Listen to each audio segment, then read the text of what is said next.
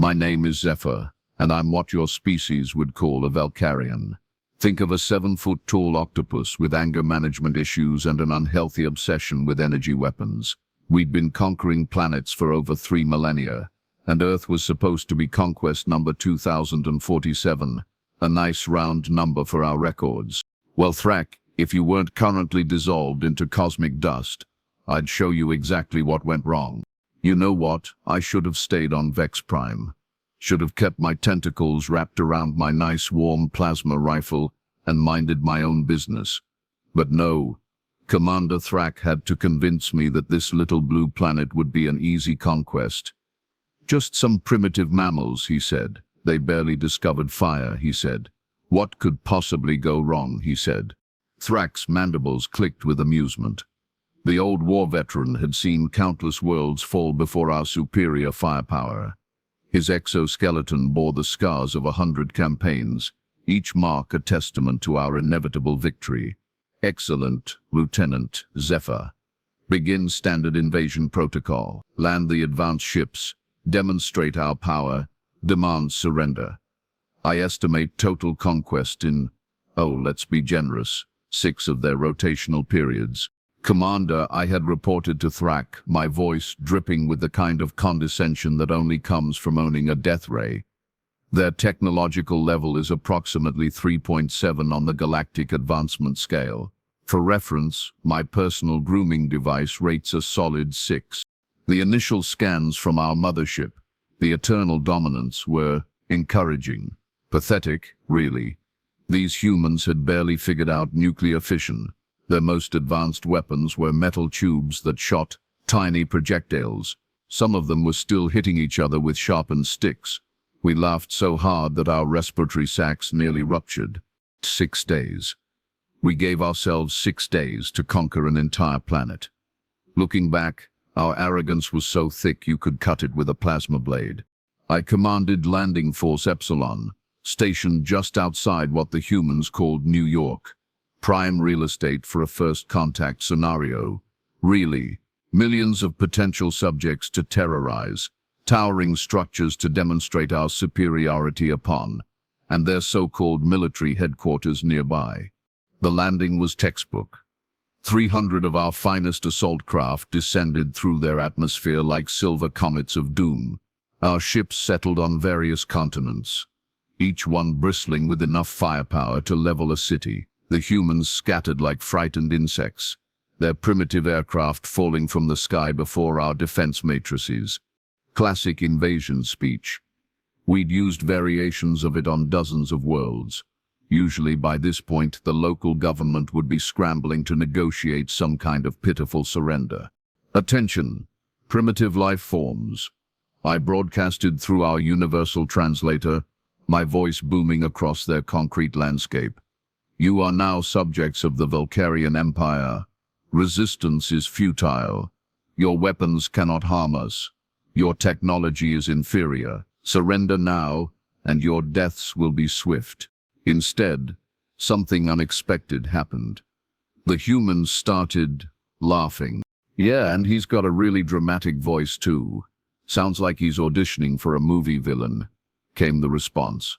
Not the nervous, terrified giggling of a species facing extinction. No, this was genuine amusement. From the communications we intercepted, they seemed to find our threats entertaining. Did that space squid just call us primitive? One human soldier radioed to another. Movie villain? The audacity! I was a decorated officer of the most feared military force in 3 galaxies. I had personally overseen the subjugation of the crystal cities of Morvac 7. I had reduced the floating gardens of Epsilon Ceti to ash, and these mammals thought I was theatrical, mocking. My tentacles writhed with indignation. Show me. Sir, my communications officer, a young Velkarian named Flux, tentatively approached. The humans are not responding to our intimidation protocols. In fact, they appear to be mocking our invasion announcement. The display screen flickered to life, showing intercepted human broadcasts. A human with carefully groomed head fur was speaking into their primitive recording device. Well, folks, it looks like we are being invaded by what can only be described as angry space octopuses with superiority complexes. Their ships are certainly impressive, but their public speaking skills could use some work. Another human, this one wearing what appeared to be official government insignia, was addressing a gathering of their species. Citizens, we face an unprecedented challenge. These alien visitors possess technology far beyond our current capabilities. However, they seem to have made one critical miscalculation. They assume that superior firepower equals certain victory. They clearly haven't studied human history. That human's name, according to our intelligence files, was President Martinez, a female leader, which our cultural databases indicated was relatively uncommon among their species. She stood with a confidence that seemed entirely inappropriate for someone facing annihilation. I considered this. Standard protocol demanded a demonstration of force. A mountain reduced to vapor, perhaps, or one of their cities turned to glass. Simple, effective, terrifying. Sir, should we commence bombardment? Flux asked, his voice carrying the eagerness of youth. A few examples of our power should restore proper fear. Target their Mount Rushmore, I decided. The intelligence reports indicate it holds cultural significance. Its destruction should properly demoralize them. The humans did react to this display. For approximately 30 seconds, there was stunned silence across their communication networks. I allowed myself a moment of smug satisfaction. Finally, proper respect for Velkarian might. There, I announced with satisfaction. Now they understand the futility of resistance. The main cannon of my flagship charged with its familiar harmonic whine, energy levels peaked, targeting systems locked, and a beam of pure destruction lanced downward. Mount Rushmore ceased to exist, along with several square miles of surrounding terrain. The explosion was visible from orbit. Then President Martinez spoke again. Well, that was unnecessarily dramatic. Also, those were our tourist attractions, not our military capabilities. Now you have just made us angry. Attention all units, Martinez continued, and now her voice carried a steel edge that hadn't been there before. Operation Improvisation is now in effect. Remember, these invaders expect traditional warfare. Let's show them why humanity has survived every crisis we have ever faced. Time to get creative. Angry? Angry? I had just demonstrated the power to erase their civilization, and their response was, angry. Operation Improvisation? What kind of military designation was that? Our tactical computers had no reference for such terminology. It sounded less like a strategic plan, and more like organized chaos. The first sign that something was wrong came 6 hours later. My sensor technician Vex approached with an expression of confusion that I'd never seen on a Velkarian face before. Sir, we are detecting unusual activity in Sector 7. The humans appear to be cooking. They have set up what appear to be massive food preparation stations throughout the city. Thousands of them are gathering, but not to flee or fight. They are making food. Large quantities of it. This made no sense. In the face of invasion, most species either fled in terror or mounted desperate military resistance. They didn't organize dinner parties. Cooking. I twisted my optical stalks toward him. Clarify. Through the view screen, I watched in bewilderment as groups of humans walked casually toward our landing craft. They carried containers, boxes, and what appeared to be folding furniture. As they drew closer, my enhanced sensors detected the chemical signatures of food. An elderly human male, supported by a metal walking device, hobbled right up to our defensive line. He was carrying a steaming container and wore a facial expression that our cultural database indicated was friendly. Sir, another technician, Nix, rushed over with obvious agitation. We have a problem. Multiple humans are approaching our perimeter. They are not armed, sir. Hello there, space friends, he called out cheerfully. I'm Tom Sullivan, and I brought you boys some beef stew. Figured you might be hungry after that long trip from wherever you came from." "Sir, how do we respond to this?" Flux whispered. My soldiers looked at each other in confusion.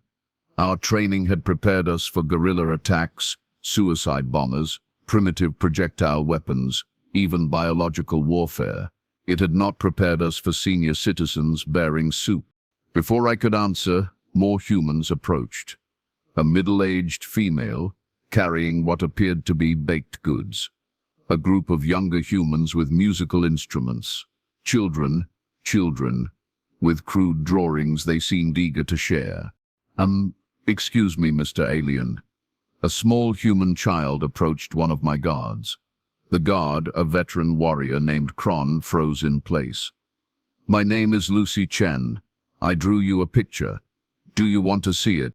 The picture, as far as I could determine, depicted our landing craft with several crude stick figures around it. Some of the figures appeared to be holding hands. At the top, in uneven human script, were the words, "Welcome to Earth." More humans kept coming. Soon our landing site was surrounded by hundreds of them. But instead of an angry mob, it looked like a block party. They'd set up tables, were sharing food, and several had begun playing their primitive musical instruments. "This is unprecedented," I muttered.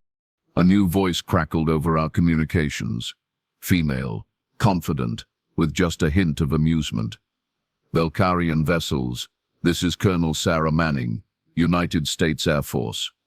I'd like to request a diplomatic meeting with your commanding officer." I activated the response channel. "This is Lieutenant Zephyr of the Velkarian Empire. You are in no position to make requests, human. You will surrender unconditionally, or face the consequences." "Oh, I think you misunderstand our situation, Lieutenant Zephyr. We are not surrendering. We are inviting you to dinner."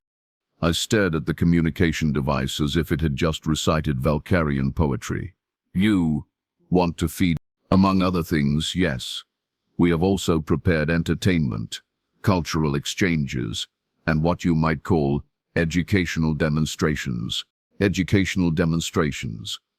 Those words carried an ominous weight that my translation software couldn't quite capture. The transmission ended. "You have 1 hour to consider our invitation," Colonel Manning continued. "After that, we will assume you are not interested in peaceful contact, and we will have to resort to alternative approaches to hospitality." I stood in my command center, surrounded by the most advanced military technology in the known galaxy, trying to process what had just happened. An inferior species had just invited us to dinner, in the middle of an invasion, as if we were neighbors who'd dropped by unannounced. "Sir," Flux said quietly, "this isn't in any of our tactical manuals." Outside, the humans continued their bizarre welcome party. The elderly male, Tom, was now setting up a table directly in front of our main defense turret. The child, Lucy, was teaching a group of other small humans what appeared to be a song about friendship. Several adults were engaged in competitive throwing of circular plastic objects. "No," I agreed. "It's not." "Are those bombs?" I asked, hopefully.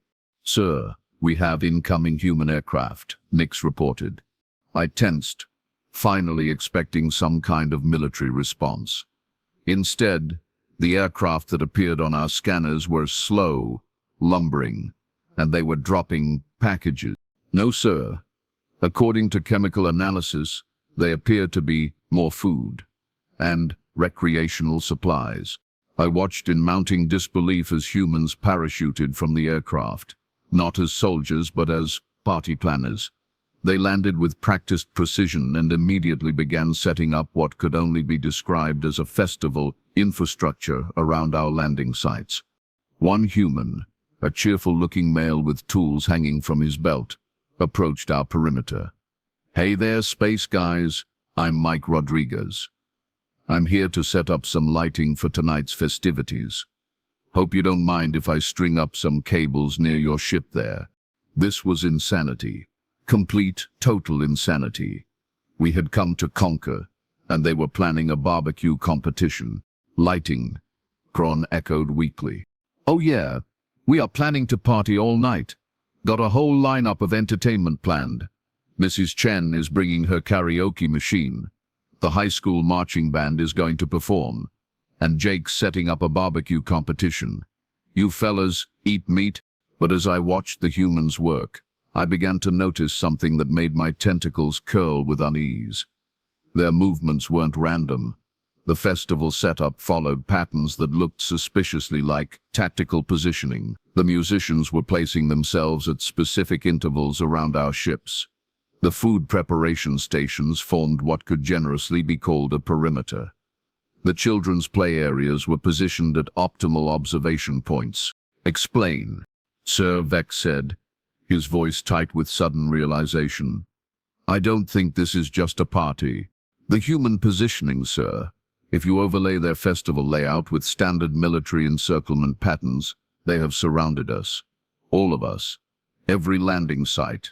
How did they? I began, then stopped. Our own arrogance had blinded us. We'd been so focused on their inferior technology that we hadn't paid attention to their strategic thinking. I pulled up the tactical display and felt my primary heart skip a beat. He was right. Under the guise of welcome celebration, the humans had expertly maneuvered themselves into textbook siege positions around every one of our landing craft.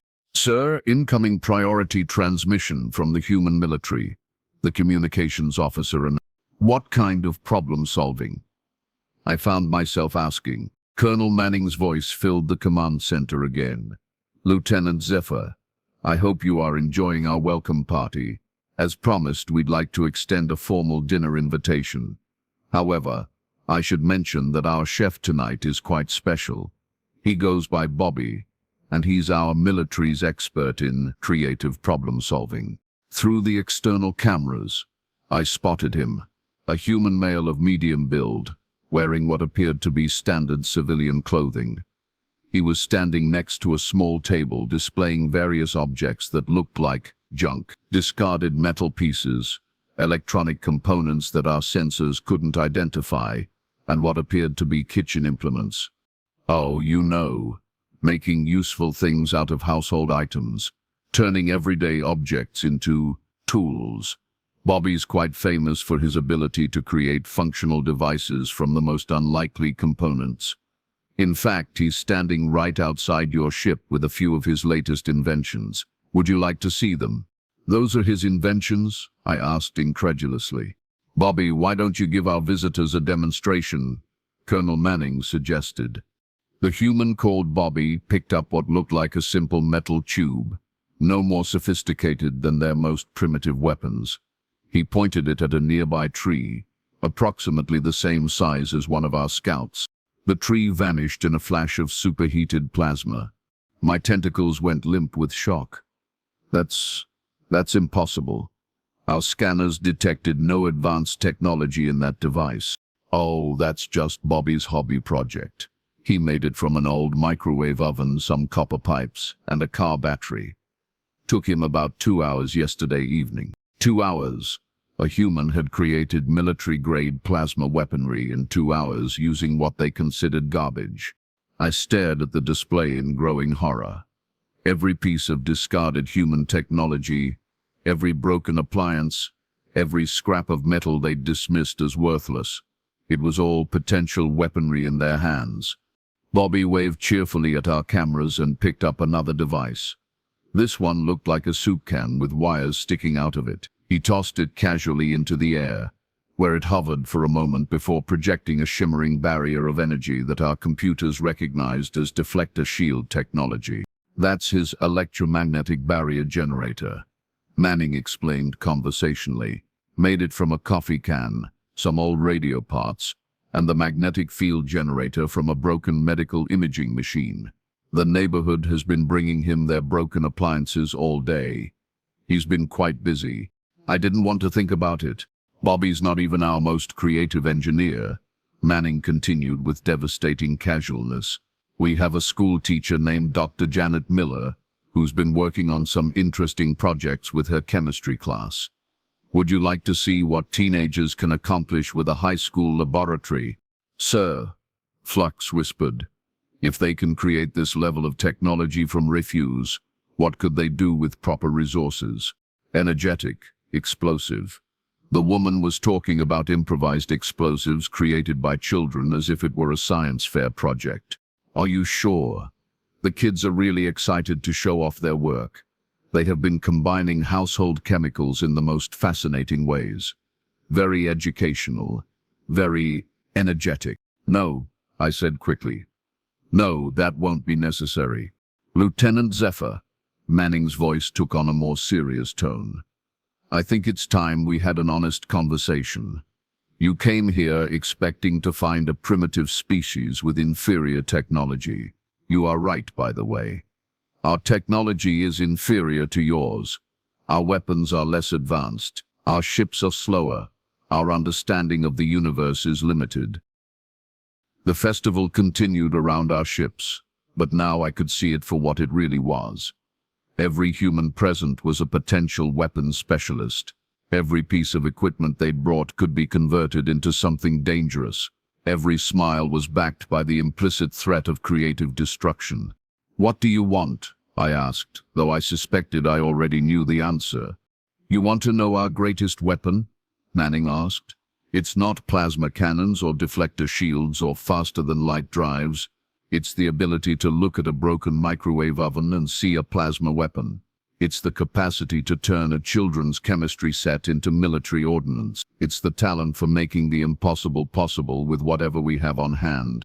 We want you to leave. And if we refuse, then you will find out exactly how creative humans can get when we are properly motivated. And Lieutenant, you really don't want to find out. Trust me on this. I looked around my command center at my crew. We were soldiers, trained for conventional warfare against conventional enemies using conventional weapons. We were prepared to face superior technology, but not this. Not an entire species that treated improvisation as a military doctrine. How long do we have to decide? I asked. Oh, the dinner invitation is still open. We will give you until tomorrow morning to think it over. In the meantime, please enjoy the festivities. The humans are genuinely excited to meet you, and Bobby's been working on some new projects he'd love to demonstrate. I think you will find them very persuasive. The transmission ended, leaving us alone with the sound of human laughter and music drifting through our hull. Outside, the party continued, but now I understood what I was really looking at. It wasn't a celebration. It was a siege conducted with smiles and soup. It was warfare disguised as hospitality. It was the most terrifying display of tactical superiority I'd ever witnessed, precisely because it didn't look like warfare at all. And somewhere out there, a human named Bobby was probably turning a broken toaster into something that could melt our shields. "Sir," Flux said quietly, "what are your orders?" "Signal the fleet," I said finally. Tell them we need to reassess the situation. Because if this was just their welcome party, I really didn't want to find out what they'd do if they actually got hostile. I looked at my crew, at my ship, at the humans celebrating outside our weapons range, and realized that we'd already lost this war. We'd lost it the moment we assumed that superior technology was the same thing as superior strategy. And that's when the real fun began. I hadn't slept. How could I? Outside our ship, the humans had transformed their welcome party into what could only be described as a carnival of creative destruction. The sounds filtering through our hull were a mixture of cheerful conversation, music, and the occasional controlled explosion followed by enthusiastic applause. The night was when things got really interesting. And by interesting, I mean absolutely terrifying in ways that would give a Velkarian nightmare fuel for centuries. "Show me," I said, though every instinct screamed that I didn't want to see. "Sir," Nix approached my command station, looking like he'd aged several galactic cycles in the past 12 hours. "The humans have been busy overnight." The external cameras revealed a sight that defied every military manual in existence. The humans had constructed an elaborate fair around our landing sites. Booths, stages, demonstration areas, and what appeared to be competition venues. But the games they were playing would have made our weapons engineers weep with professional jealousy. Sir, there's more, Nix continued weakly. The humans have been sharing their knowledge. At one booth, a teenage human girl named Amy was showing visitors how to turn a bicycle and some kitchen magnets into a functional electromagnetic pulse generator. At another, an elderly gentleman called Professor Williams was demonstrating the fine art of converting garden fertilizer into, well, let's just say very loud gardening supplies. That's when I noticed the most horrifying sight of all. The humans weren't just creating improvised weapons individually, they were teaching each other. Groups of them clustered around various demonstrations, taking notes, asking questions, and then wandering off to try their own variations. It was like watching an entire species weaponized through collective brainstorming. "Good morning, space friends." The cheerful voice of Tom Sullivan crackled through our communications. The elderly human was now standing next to what appeared to be a small stage, microphone in hand.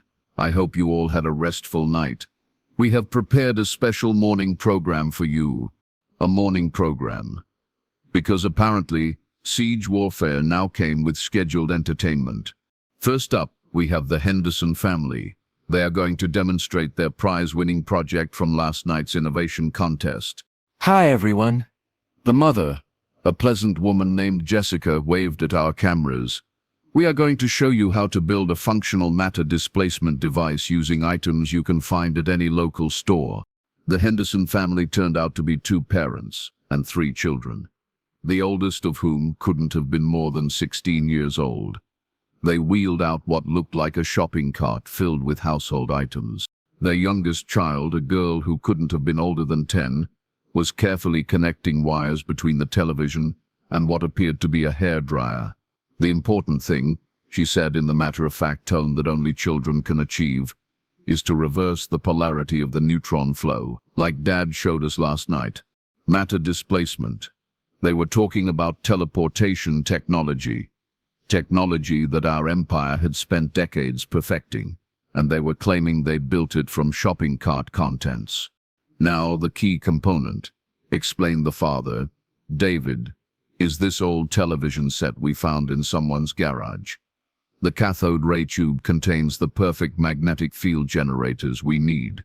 Reverse the polarity of the neutron flow." A 10-year-old human child was casually discussing quantum mechanics like it was a recipe for baking cookies. Jessica activated their contraption. There was a brief humming sound, a flash of light, and the apple vanished. 2 seconds later, it reappeared on a platform 30 feet away. "Now watch this." The teenage son, Marcus, placed an apple on a small platform connected to their device. "Mom, would you flip the switch?" "Pretty cool, right?" Marcus grinned at our cameras. "We are working on scaling it up. Dad thinks we can have a person-sized version running by this afternoon." My command crew stared at the display in absolute silence. This afternoon, they were going to perfect teleportation technology by lunch break. Dr. Park turned out to be a diminutive woman with an infectious smile and the kind of gleam in her eyes that suggested dangerous levels of intelligence. She stood beside a table covered with what looked like antique household items. "Thank you, Henderson family." Tom's voice boomed across the fairgrounds. "Next up, we have a special treat. Dr. Lisa Park from the local university is going to demonstrate some fascinating principles of applied physics using items from her grandmother's attic." "Good morning, everyone.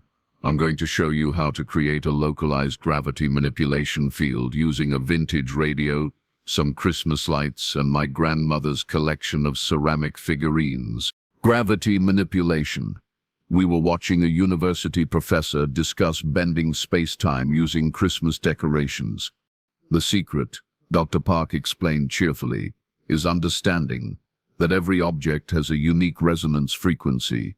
By creating specific harmonic patterns, she began connecting her random collection of items with colored wires. We can actually influence gravitational fields on a small scale." She activated her device.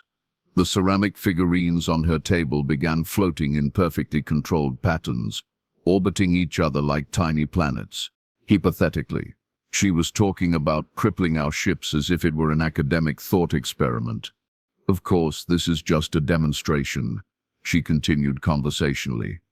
With a bit more power and some scaling adjustments, you could theoretically use this principle to, disable the propulsion systems of spacecraft.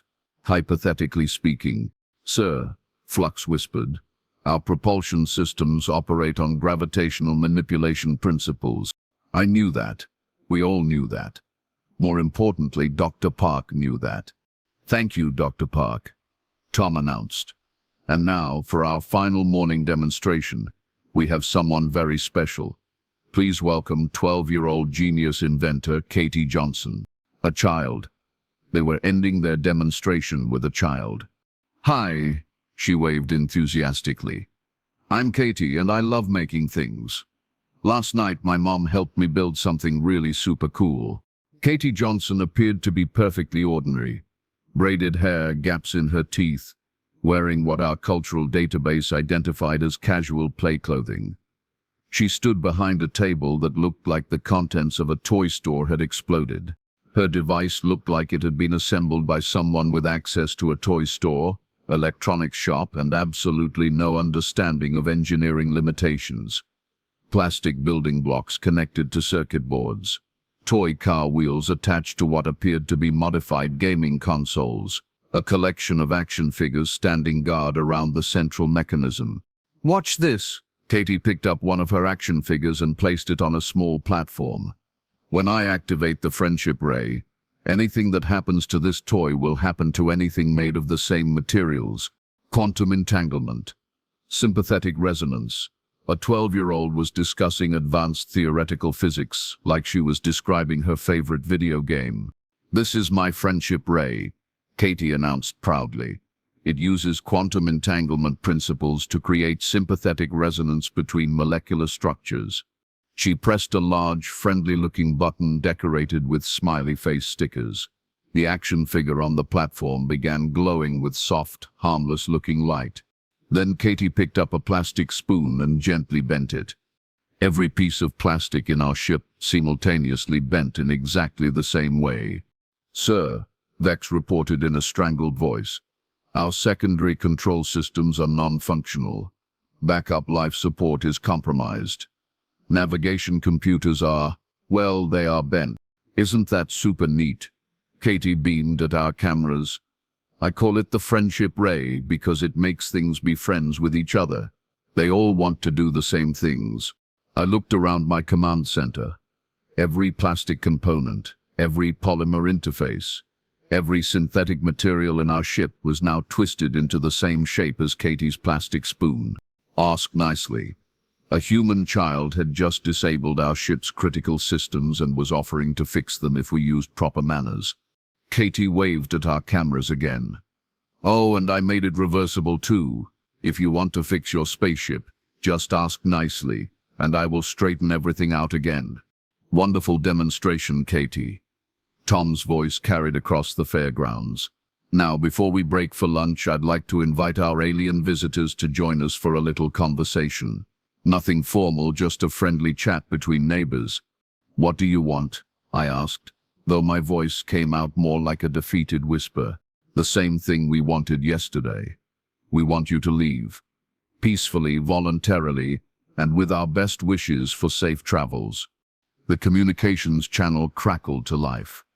Colonel Manning's voice filled our command center. Lieutenant Zephyr, I hope you have enjoyed this morning's educational programming. We thought you might appreciate seeing what humans can accomplish when we put our minds to it. And if we refuse, each word was delivered with the casual tone of someone discussing the weather. But the implications were terrifying. They weren't just threatening us. They were offering us a preview of systematic dismantlement conducted by children, students, and senior citizens. Well, then we will have to move on to the afternoon activities. The local high school robotics club has been working on some fascinating projects. Remote-controlled devices that can disassemble complex machinery very efficiently. The college engineering students have designed some interesting communication jammers. and the retirement home residents have been sharing stories about creative problem-solving during wartime. But here's the thing, Manning continued. We don't actually want to hurt you. Believe it or not, we are genuinely excited about meeting an alien species. Under different circumstances, we'd love to learn about your technology, your culture, your history. We'd be honored to establish peaceful contact with the Velkarian Empire. You see, Lieutenant, you came here expecting to find a species that would be intimidated by superior technology. Instead, you found a species that treats technological problems like puzzles to be solved. And we really enjoy solving puzzles. I looked at my crew.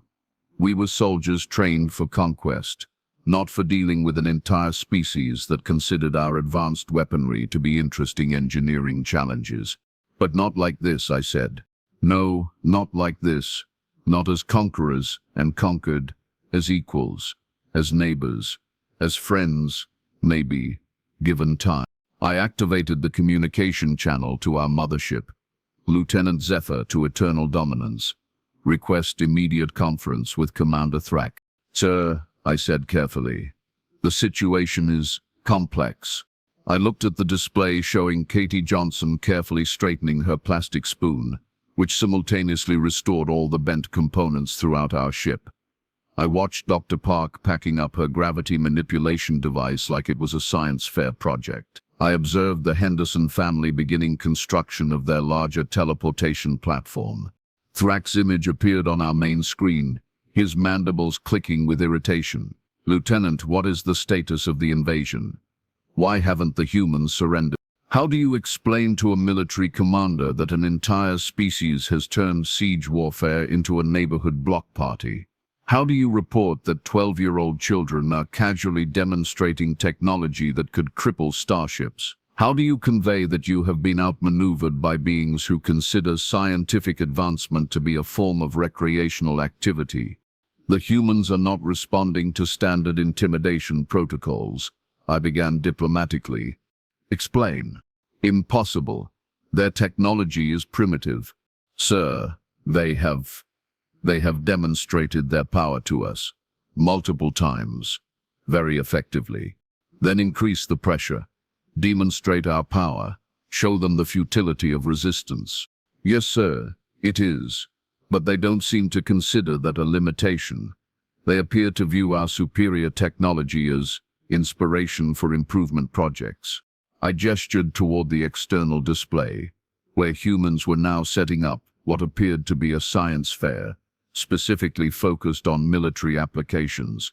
Sir, they are treating our invasion as an educational opportunity. They are reverse engineering our capabilities and improving upon them using household materials. Thrak's expression shifted from irritation to confusion. Clarify that statement, Lieutenant. That's absurd. Yes, sir, it is absurd. It's also effective. They have successfully neutralized our tactical advantages through creativity. Through the communication channel, Tom Sullivan's voice announced the beginning of the afternoon program. Attention, space visitors. We are ready to begin Phase 2 of our hospitality demonstration. Please observe as our local maker community shows you what we can accomplish when we really put effort into a project. The college students had created communication systems that weren't just jammers. They were translators, negotiators, and diplomatic facilitators that could interface with any known technology. On the main display, groups of humans were unveiling their afternoon projects. The high school robotics club had indeed built remote-controlled devices, but these weren't simple machines. They were sophisticated repair and modification units that could apparently service starship components better than our own engineering teams. Phase 2. They had phases. A community project? Sir, I reported to Thrak. The humans have organized their entire civilian population into a research and development consortium focused on solving the problem of our invasion. They are treating it like a community project. The retirement home residents were sharing what they politely called historical perspectives on conflict resolution, which appeared to involve tactical manuals written during their species' most creative military periods. Yes, sir, with very impressive results. Thrak stared at me for several long moments. Lieutenant, are you telling me that this primitive species has turned our invasion into a science fair? Yes, sir, with prizes for innovation, collaboration between different age groups, and what appears to be a peer review process for weapons design. The device began scanning our hull with various sensors, then projected a three-dimensional hologram, showing the complete internal structure of our ship. Every system, every component, every classified piece of Velkarian military technology was displayed in perfect detail. Colonel Manning's voice filled our command center again. Lieutenant Zephyr, we have prepared a small demonstration of our afternoon projects. Nothing too dramatic, just a friendly showing of what your visit has inspired us to create. On the external display, a teenage boy named Alex approached our ship, carrying what looked like a modified remote-control toy. He set it down near our landing struts and activated it. A video game controller. A child had created comprehensive military intelligence gathering equipment using recreational electronics. Pretty neat, right? Alex called out cheerfully. I made it from an old video game controller and some camera parts. It can analyze and map any technology just by looking at it. Now watch this. Alex activated another function on his device. The hologram began highlighting various ship components in different colors. The green parts are systems we understand completely. Yellow parts are things we are still figuring out. Red parts are stuff we could improve if you wanted us to. Our entire ship was displayed in green and yellow. There were no red components. Time dilation. Casual manipulation of space-time for kitchen convenience. Alex is one of our younger inventors, Manning explained conversationally. He specializes in analysis and improvement of complex systems. Yesterday, he upgraded his family's microwave to include time dilation capabilities. For more efficient cooking, he said. Lieutenant Zephyr, Manning continued, I think it's time for complete honesty. You came here to conquer us because you assumed that technological superiority equals military victory. You are not wrong about our technology being inferior. You are wrong about what that means. Humans don't just use technology, Lieutenant. We improve it. We modify it. We take it apart and put it back together in ways that make it better. We have been doing this for our entire history. Every tool, every weapon, every machine we have ever encountered has become the starting point for something more advanced. Explain. Which is, I was beginning to understand, and the understanding was terrifying. Your technology is superior to ours, Manning said. For now, but you have just given us detailed examples of every advance your species has made. And we have something your species apparently doesn't.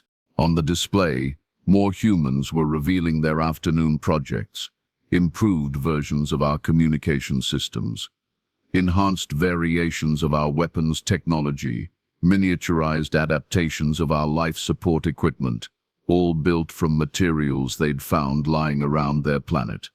A pathological inability to leave things unchanged. Give a human any device, any technology, any system, and we will immediately begin thinking of ways to make it better. We can't help ourselves. It's who we are. So here's our final offer, Manning said. Leave peacefully, and we will remember this as the day we met our neighbors from the stars. Try to stay and conquer us, and we will treat it as the day we inherited a whole new set of technologies to improve upon. I looked at Thrak's image on the communication screen. My commander's expression had shifted from confusion to something approaching horror. Then tomorrow morning, we will probably have faster ships than yours.